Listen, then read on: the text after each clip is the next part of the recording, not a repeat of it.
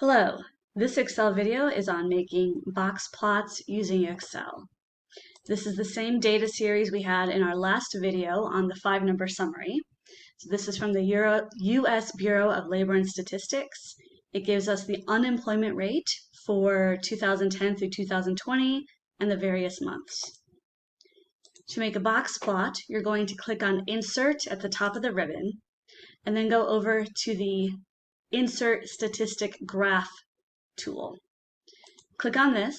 You'll see there's an option for histogram. Please don't be tempted to use this when you make the histograms for this class. These are a confusing mess. I do want you to make histograms using the bar graphs that I showed you in previous videos. For today though, you can go to Box and Whisker, and here they will give us a box and whisker plot. We're going to select data, click Add under Legend Entries. The series name will be Unemployment Rates.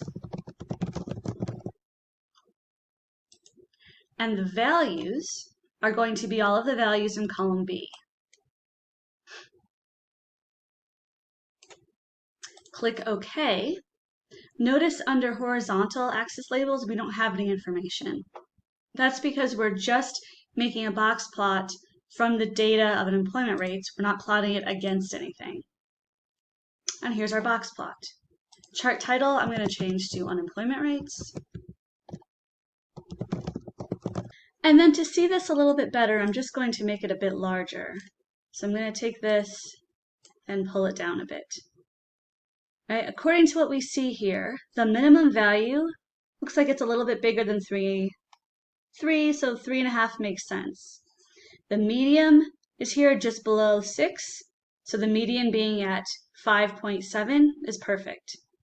For the maximum, that's this outlier, which is the dot, and that is around the 14.7.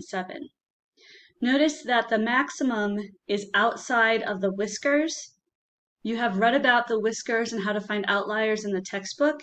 Excel does it naturally for us. That's all we have when it comes to making box plots in Excel.